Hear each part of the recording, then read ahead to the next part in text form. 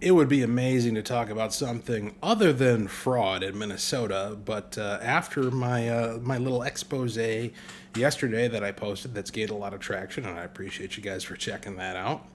20 minutes of me just laying it down for you what the current state of fraud in our state is, and suggesting who very well may be responsible for establishing that. Little did I know that the next day, U.S. Attorney Joe Thompson, who is responsible for the federal district of Minnesota, was going to announce several indictments related to the very program that we were discussing yesterday, the Housing Stabilization Services Program, HHS or HSS, which, again, is a program whereby our state just hands out money to people with the expectation that they may provide services to folks who are homeless or who require stabilization services in terms of remaining housed. That's literally how we do it. We're just like, here's the money. I really hope you do something productive, honest, and virtuous with it. But let us know. Let us know if you need more. That's the current state of things here in Minnesota. And so what I want to do here is, I'm not going to make you watch the whole thing, but I do want to highlight and comment upon certain very specific things that U.S. Attorney Joe Thompson said today that should be tectonic. It should be earth-shattering in terms of how we receive it. Like, how is this possible that this is going on in the United States of America and in the state of Minnesota? And again, this isn't me saying it. You've already heard me talk about it. This isn't some, House floor speech or campaign stump speech. This is a U.S. attorney. This is a legal professional, a prosecutor, who's tasked with looking at the evidence, looking at the facts, and developing cases against people who are willing to defraud us. And this is what he has to say, these comments, and it's very, very, very enlightening. The HSS program is riddled with fraud. The story has become all too familiar. Minnesota started the Housing Stabilization Services Program in 2020. We were the first state in the nation to make this Medicaid benefit available. At the time, the program was estimated to cost approximately $2.6 million a year, but it quickly exploded. It grew to more than $100 million a year in Medicaid billing within just a few years. Hundreds of companies enrolled in the program and began claiming to provide housing stabilization services to thousands of clients throughout the state of Minnesota. Many of these companies operated out of dilapidated storefronts or rundown office buildings that were full of other fraudulent healthcare companies, such as the Griggs Midway building in St. Paul. Rather than being general healthcare or social services providers, many of these companies were devoted exclusively to billing the housing stabilization program. All right, so he sets the tone there in terms of, and I'm not going to play the part where he goes through the specifics of each defendant and what they're accused of having done. But he sets the stage there in terms of, this is a program that was an experimental program, something that Minnesota jumped on as an opportunity to be the first one out the gate in order to execute. And as he puts it, hundreds of businesses, quote unquote, came out of the woodwork and started to serve thousands of people. Keep that in mind. Keep in mind the fact, and he restates it later, that all of this happened extremely quickly. The passage of it, the adoption of this methodology, and the abuse of it all happened in a very, very short time frame. That raises a very interesting question that we will get to later. Now, we can and will prosecute many of these individuals, as we have been, but we cannot prosecute our way out of this problem. We must do more at the front end to stop the outflow of money. Everyone needs to pick up a shovel. The agents and prosecutors in this room have been doing extraordinary work to investigate and prosecute these cases. The reporters in this room have been asking the right questions and doing their own investigative reporting to identify fraudulent companies and schemes. And if there's a hopeful note, the state and its politicians are starting to take notice about the problem. It's time for everyone to speak up and stand up to confront the problem in the state before it is too late. All right, so I mean, again, this is as objective of an analysis and as objective of a source that you could possibly consider. And what he said there is quite striking. Fraud has overtaken the legitimate use of these services. That means, and he's going to say it again, that the majority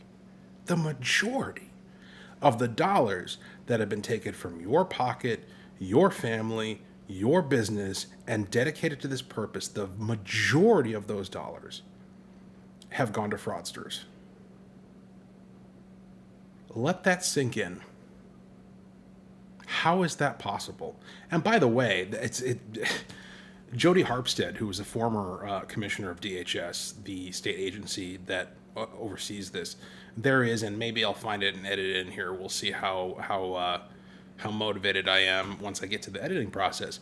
But she said, just a couple of years ago, that she downplayed fraud as an issue that we even need to be worried about. She was the gal who was in charge of ensuring it didn't happen, and she acted like it was no big deal. And here we have the U.S. attorney telling us that the majority of the dollars going out the door were going to people engaged in fraudulent activity. My God. Now, she no longer has that position, but the agency that she governed has, regardless of whatever motivations they may have, and as I said yesterday in my commentary from yesterday, it's clear to me that there are people in that agency and in all of our state agencies who are on mission, who understand the assignment, and who actually sincerely, in good faith, want to do something about this. But none of that matters if the leadership of the administration is not serious about getting something done. And, in fact, is actively kind of opposing doing something meaningful in order to address this issue. What Joe Thompson just said was, guys, if you're worried about all of the water that's spilling out onto the street from the hose, you need to turn off the faucet at the house. Okay, don't sit here and ask me, why can't you clean all this water up fast enough? Turn off the source. Turn it off at the source. That's what he's saying. He's saying it in a very polite, very professional, very nonpartisan way, but that's what he's saying. Are you stupid? Do you not understand how this works? Do you not get that it's significantly easier to turn the water off than it is to try to mop it up once it's out raining all over the place? It's incredibly obvious. I can't tell you, like, all of this is incredibly unhealthy.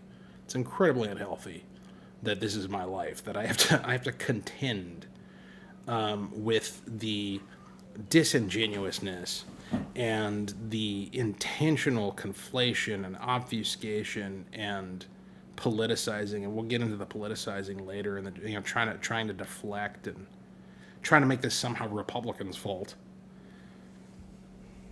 Very, very unhealthy to have to try to deal with that and remain a person that can function properly.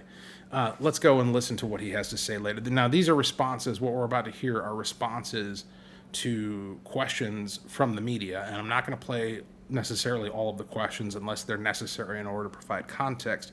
What I'm particularly interested in is the declarative statements that U.S. Attorney Joe Thompson makes that are quite shocking in terms of their implications. Let's take a listen. What's your estimate of the total loss with housing stabilization for It's over $100 million a year in the program, and most of it's fraud, as far as I can tell. Okay, so again, what he just said there is that the majority of the money that's in the program is fraud. I mean, by what math Okay, like let's just use like an academic grading system, right? Like let's say the right answer is no fraud and the wrong answer is fraud. Based upon the fact that you're talking about the majority of wrong answers, the majority of this money going to fraud, that is a beyond failing grade. A beyond failing grade. And that is a grade that is borne by our state agencies, by Governor Walz, and yes, indeed, by the legislature. Now, some of us have been trying, but we haven't gotten a whole lot of cooperation. Well, let me amend that. Let me be graceful. As I said yesterday, we made tremendous progress on a deeply bipartisan bill for a statewide Office of Inspector General who could go after this stuff, who had real police power, real teeth, a workhorse, not a show horse. And the Democrats who worked on that and voted for it, particularly in the Senate, deserve credit for it. But as soon as certain people, the governor included, realized, oh my gosh, they actually constructed something that might work, the word came down from on high that that crap ain't passing the House. That tells you everything you need to know. It seems fairly organized, Joe. Are you looking at possible racketeering charges here? Probably not, and we could. RICO charges, there's positive and negatives to them. All right. Probably not, but we could.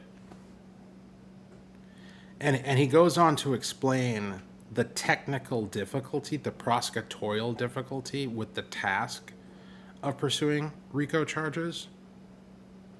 But the fact that in his judgment they could, what that means is that he is aware of a conspiracy that enabled this behavior.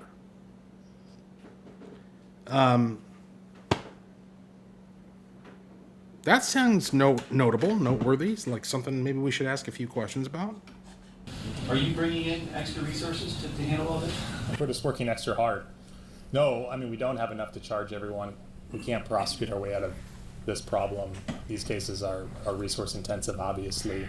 We have a small team. It's a dedicated team. It's an impressive team of talented investigators, agents, and lawyers, prosecutors that have been working on this case. And we've been developing our skills over the years, starting with Feeding Our Future and other cases. And so I think the team is good at what it does, as you've seen with these cases, but can we charge everyone? No. When you take a look at the fraud, That is an astounding statement. Can we prosecute everyone? No. What that means is injustice will stand. Injustice will stand. People are going to get away with this because there's so much fraud that they don't have the capacity to administer justice in response. And yet, my Democrat colleagues in the House, particularly on the House Fraud Prevention and State Agency Accountability Committee, seem to think that this isn't something that's worth us asking some questions about. Let me show you, let's take a break from this. Let me show you a little compilation of things that were said yesterday, the day before this press conference, from some of my colleagues on the House floor or in the House committee. This committee, though, is different in that it's not a committee that has a substantive policy jurisdiction. What we've done is we haven't had bills referred to us or voted bills out. What we've had is testimony from executive branch folks and questioning of them, and then testimony and questioning from folks who have criticisms of the executive branch.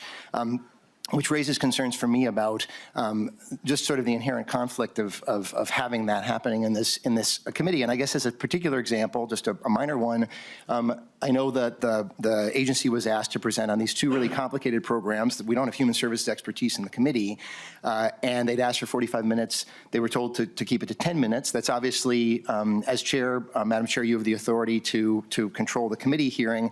And also, as a candidate for office, there's an inherent conflict there. And so I guess my question is, do you have a plan for, will there be someone else taking over the committee, or sort of what will be done to avoid that conflict in terms of how the committee works in questioning the Thank walls? you, Chair Pinto. Thank you. I don't see a conflict. I am an elected representative of my district chairing this committee. The governor is an elected governor of this state. He does not plan to curtail his governor activities, and I do not plan to curtail my elected representative activities. And we have conducted this committee in a completely respectful and tried to be bipartisan way, allowing lots of time for both sides, a lot of questioning. The problem has been when agency personnel come in here and filibuster, and we can't get to members' questions. Fraud has become has targeted the entire economy, private sector, public sector. It has targeted seniors and veterans and consumers, and in this case, government programs. And so I am wondering, like, how we could use this committee, because we don't mark up bills. Like, so far, mostly what we have done is just ask angry questions, and I think tried to get press. I think first I just have to speak in defense of our committee's existence.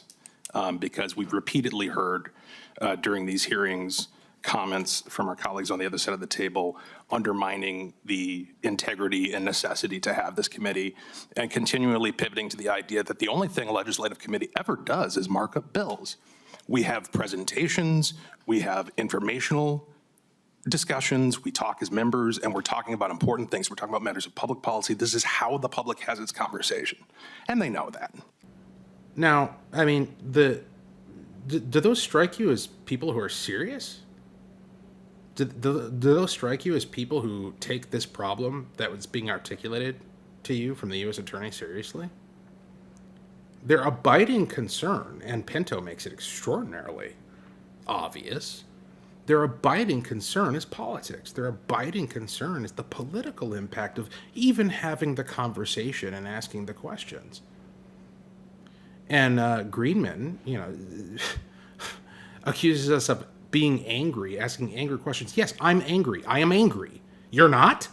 Is that what you're telling me? You're not angry that the majority of the dollars that we appropriate, that we take from our neighbors, our fellow Minnesotans, under the auspices of helping homeless people, that the majority of that is going to fraudsters? You're cool, calm, and collected about that, are you?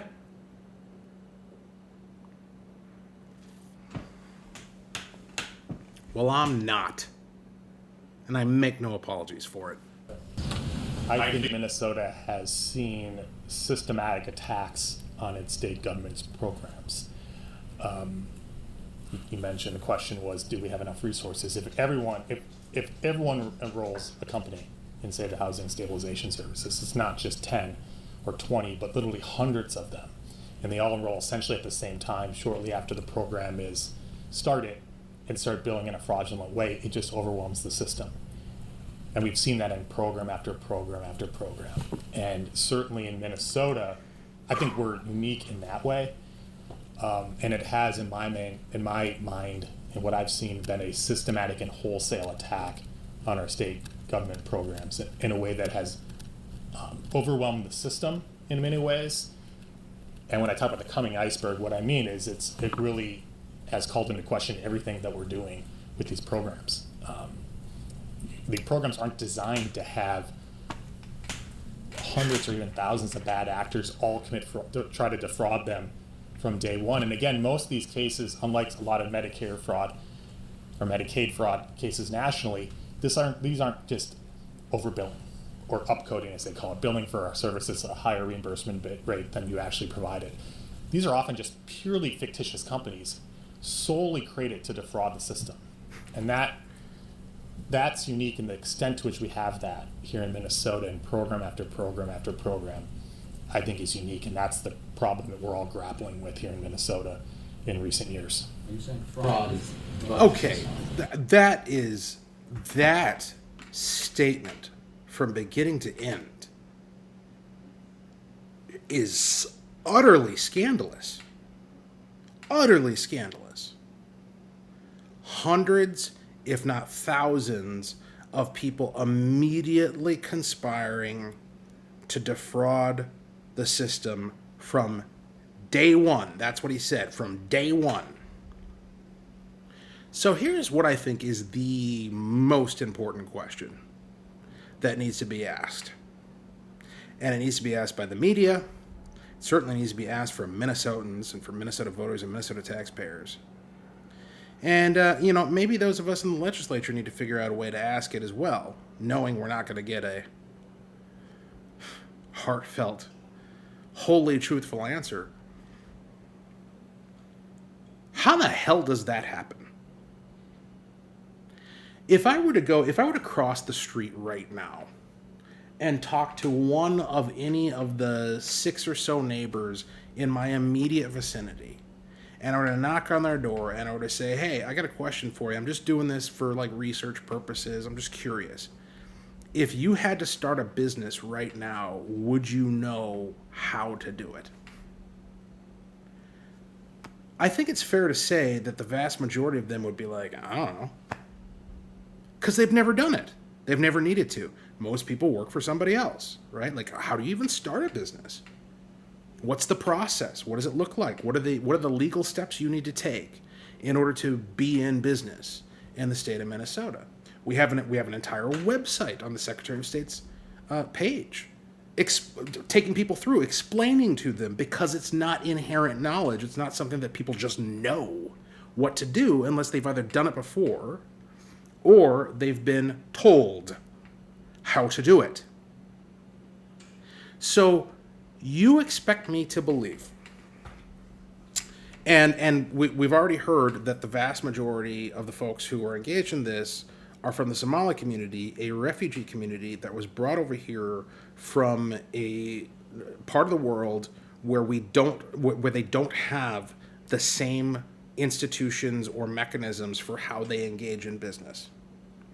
You're telling me that my neighbor, who most likely does not know how to start a business, wouldn't know how, without having to look it up, wouldn't know how without somebody showing him the way, without reading the website on the Secretary of State's page, okay? You're telling me that my fellow American who's native born and who's lived here his whole life doesn't have that institutional knowledge. But hundreds and thousands of Somali refugees? Is there something inherent to being Somali? Are they just better at this? Did they come over here knowing how our free enterprise capitalism system works, how to set up a business?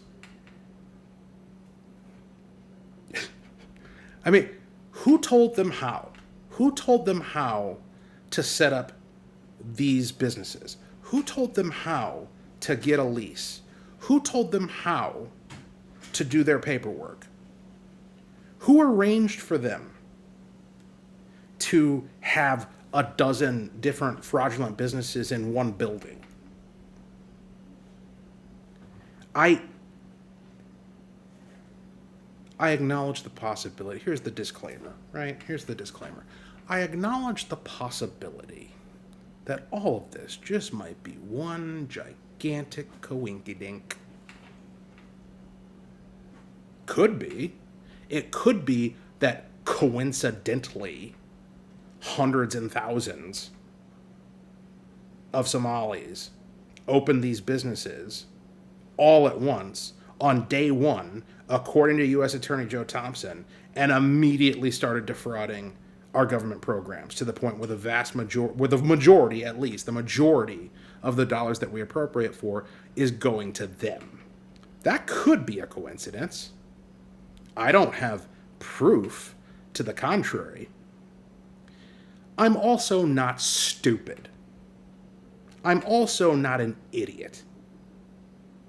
Somebody is behind this.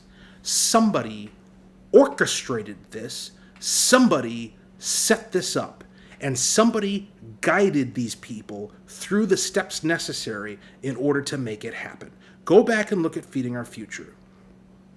Go back and look at Amy Bach, who has been convicted in that fraud. She was somebody from outside the Somali community who we know was providing material and logistical and informational support for fraudsters. She must have been the only one, right? She must have been the only Democrat, the only person on the political left who was doing that. She must have been she's the one person. It's all on her.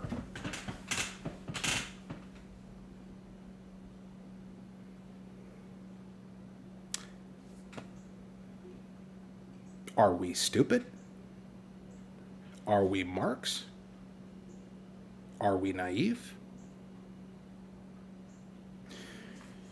As I said yesterday, I am convinced, and I don't know who all's in on it. I don't know all the details. I'm not a prosecutor. I don't have access to the case files or the evidence. I'm not interviewing witnesses. But, completely speculatively, I am nonetheless convinced that this fraud is an intentional racketeering scheme that has been put together by powerful Democrats. Democrats whose names matter. Democrats who, when the evidence is pieced together, will be going to jail. And they'll deserve it. And there are things that there are things that I've heard, there are conversations that I've been privy to, anecdotes that I can't share for very good reasons, that really bolster that conviction. Suffice it to say, I guess you just gotta, I could say you can take my word for it, but really, that's really not what I have to appeal to. I don't have to appeal to my word. I appeal to your common sense. I appeal to your spidey sense. I appeal to your ability to recognize patterns and apply logic, right? Like, how do you think this happened? A refugee population is brought into the state of Minnesota. This program is set up. On day one, it immediately begins being milked for fraud to enrich people. And just so happens, those same people, who do they vote for? Oh, shocker.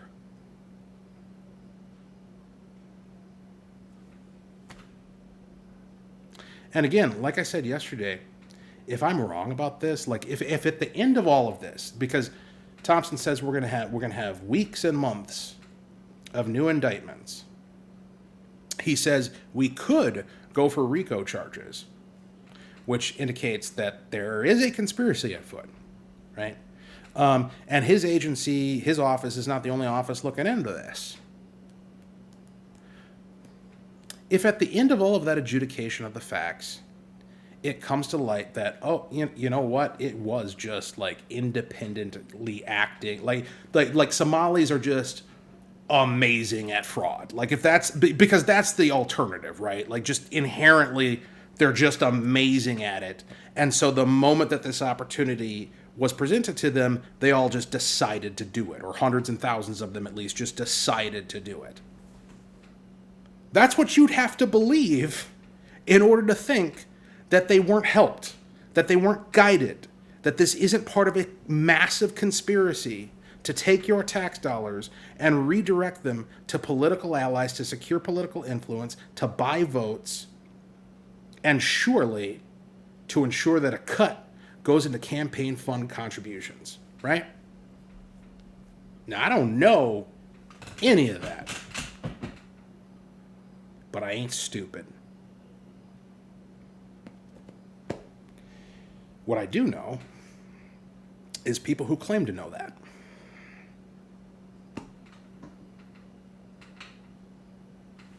I don't know if they're lying to me or not.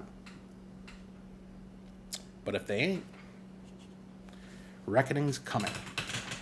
Are you saying fraud is the business model? Correct. In so many of these waivered services programs, they're essentially just fraud programs. Why do you think that Holy headline. In so many of these waivered services programs, they're essentially just fraud programs. Like the essence of what they are is just to commit fraud. That ain't me. That ain't an elected Republican. That ain't a candidate for political office. That's the U.S. Attorney for the District of Minnesota. Our waiver programs are essentially just fraud programs. Now, there's only two possibilities. Either they have that nature because our administration, our government, our legislature, our state agencies are utterly incompetent in a manner that transcends all 49 other states, because nobody else has this problem to the extent that we have it. Either Minnesota is governed by the most idiotic people in the union, or it's intentional. It's the only two possibilities. I don't know what the third option is. I can't even articulate what the third option could possibly be. Are you bringing in other local law enforcement at all, the AG's office, because of the resource issue? We're doing what we can with some from the VCA here, standing up here with us. They're helping. The Attorney General has a Medicare fraud control unit, and they're able to prosecute cases at the state level. So we're leveraging all the resources we can, and we're trying to be creative in our investigations and our prosecutions, which has shown an effect. But there's only so many hours in the day, and I could probably keep 1,000 prosecutors busy here with fraud cases, and we have like 25, and only 5 of them do fraud cases. has the Minnesota fraud hotline Dude, I could probably keep 1,000 prosecutors busy here. But I only have 25, and only 5 of them are working on fraud. You could keep 1,000 prosecutors busy? I don't know. I mean, I'm guessing that, based upon what we've heard here, there's only 5 guys working on it, apparently.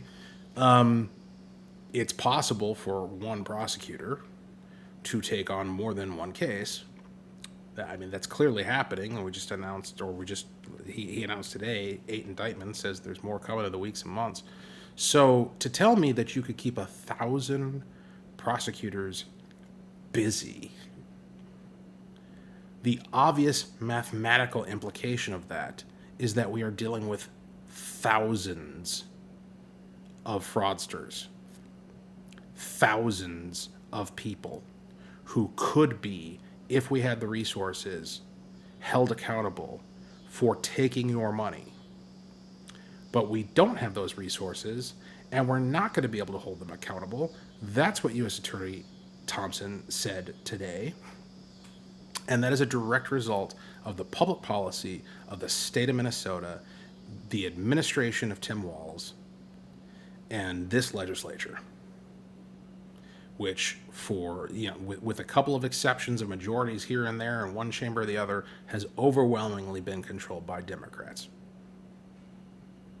That's our situation. So let me land this plane for you, all right? Let me give you an either or, a dichotomy. Again, one of two things is true. Either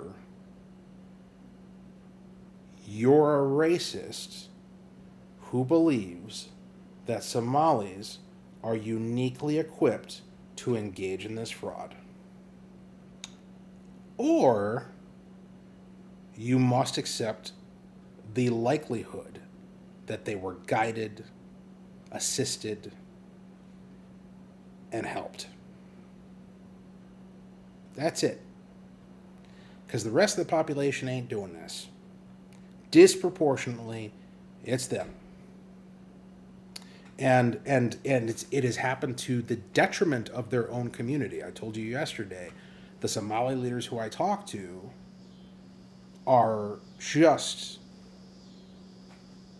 mortified at the fact that their community has been maligned by the actions of their fellow community members, but more importantly by the Democrat Party, who they recognize as the source of this narrative, the source of the reality which has created this narrative. So pick your poison. There's something baked in the blood of a Somali that makes them uniquely capable and willing to do this, or they were shown the way in exchange for political loyalty. I know where I'm placing my chips. Take care.